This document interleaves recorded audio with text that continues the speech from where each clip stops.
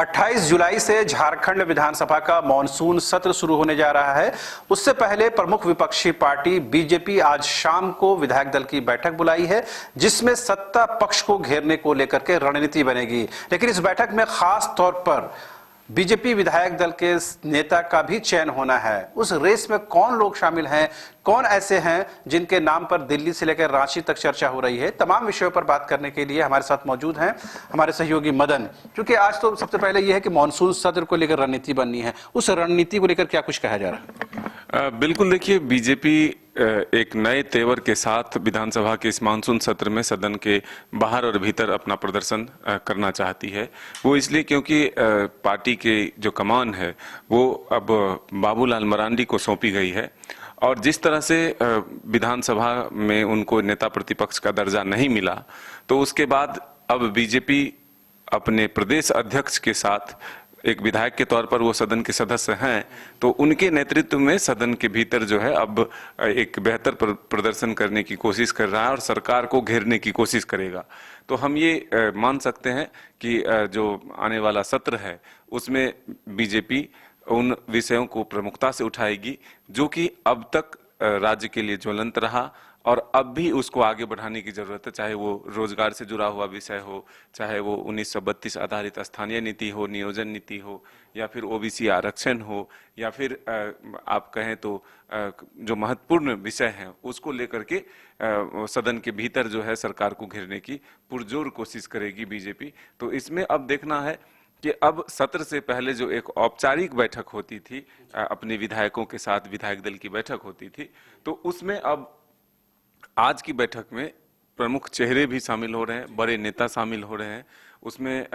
जो झारखंड के प्रभारी हैं लक्ष्मीकांत वाजपेयी जी वो आ रहे हैं, और जो मंत्री हैं केंद्र में अश्विनी चौबे वो भी पहुंच रहे हैं। तो इसलिए अब ये मायने निकाले जा रहे हैं कि बाबूलाल मरांडी ने हाल के दिनों में जब प्रदेश अध्यक्ष उनको बनाया गया, उसके बाद उन्होंने अपने आलाकमान से यह आग्रह किया है कि अब उन्हें नेता प्रतिपक्ष के पद से मुक्त किया जाए, ताकि वो संगठन को और मजबूती दे सके और जो उनको लक्ष्य मिला है 2024 में, चाहे लोकसभा हो या विधानसभा का चुनाव हो, उसमें अधिक से अधिक सीट हासिल करना, तो उसको वो प्राप्त कर सके। अब जो नेता प्रतिपक्ष का चेहरा है उसको लेकर के कई नाम जो है वो रेस में है। आपने पहले सुना था कि अनंत ओझा का नाम सबसे ज्यादा चर्चा में था। दूसरा नाम अब जो अभी फिलहाल चर्चा में है वो जेपी पटेल, जो कि मांडू से विधायक हैं और पहले वो जेएमएम में थे, अब बीजेपी के सदस्य हुए और अब वो बीजेपी से चुनाव जीते हैं। तो ये कहा जा रहा है कि हाल के दिनों में जो राष्ट्रीय अध्यक्ष हैं जेपी नड्डा, या फिर जो झारखंड के प्रभारी हैं लक्ष्मीकांत वाजपेयी जी, जो संगठन महामंत्री हैं बीएल संतोष जी, उनसे वो मिलकर जो है एक आशीर्वाद लिया है। तो इसलिए एक जातीय समीकरण को साधने की भी कोशिश होती है संगठन के द्वारा भी, कि संगठन की जिम्मेदारी भी वैसे लोगों को दिया जाए जिसमें कि हर वर्ग को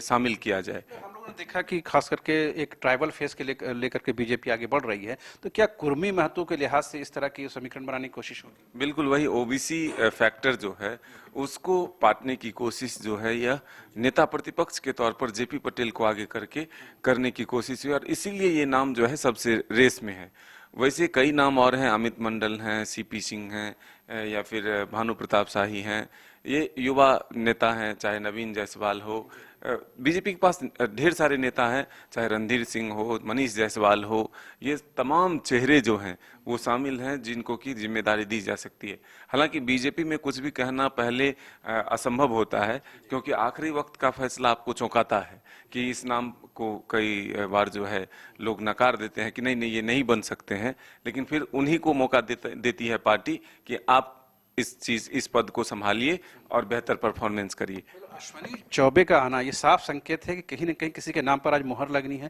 क्योंकि आमतौर पर जब भी विधायक दल की बैठक हुई केंद्रीय से कोई पर्यवेक्षक तो नहीं आया। हाँ, ये इसीलिए हम कह रहे हैं कि यह बैठक इसलिए खास हो रहा है कि अगर स्पेशली अश्विनी चौबे को इस बैठक के लिए भेजा गया है तो इसका कुछ ना कुछ मकसद होगा, और बीजेपी ये चाहती है कि अब इसमें देरी ना किया जाए, क्योंकि बीजेपी को सरकार के तरफ से भी घेरने की कोशिश हो रही है कि विधानसभा में बार बार ये मांगा जा रहा है कि अब जब तक बाबूलाल मरांडी का मामला न्यायाधिकरण में है विधानसभा के, तब तक आप अपने दल से जो आपके नेता हैं, जो आपसे आपके सिंबल पर जीत कर आए हैं, वैसे नेता का नाम आप नेता प्रतिपक्ष के लिए भेजिए, तो फिर उन्हें दर्जा दिया जाएगा। तो अब बीजेपी के सामने भी यह बात जो है कि वो जल्द से जल्द इस पोस्ट को भर दे, यानी कि अपना नाम दे दे अपने तरफ से, ताकि जो कई महत्वपूर्ण संवैधानिक पद अभी खाली हैं, जो पोस्ट खाली हैं, चाहे वो लोकायुक्त हो या फिर और भी जो पोस्ट है, उस पर जो है नियुक्ति हो सके। तो अब देखना होगा कि फिलहाल बीजेपी की तरफ से आज किनके नाम पर जो है मोहर लगती है, और विधायक दल के बैठक के बाद जब है वो नेता प्रतिपक्ष के चेहरा का भी नाम घोषित हो सकता है। जाहिर सी बात है, विधानसभा के मानसून सत्र से पहले बीजेपी कोई कोर कसर नहीं छोड़ना चाहती है। एक तरफ तो सत्ता पक्ष को घेरना है, दूसरी तरफ से नेता प्रतिपक्ष के नाम पर भी वो स्पष्ट तरीके से आगे बढ़ना चाहती है, ताकि ये मामला जो कोर्ट में लंबित है या न्यायाधिकरण में जो लंबित है, इसको जल्द से जल्द निष्पादित किया जाए और एक क्लियर कट तरीके से बीजेपी जो है आगे बढ़ना चाहती है, क्योंकि उनके सामने 2024 का लोकसभा और विधानसभा चुनाव है। फिलहाल आप देखते रहिए न्यूज़ 22 को।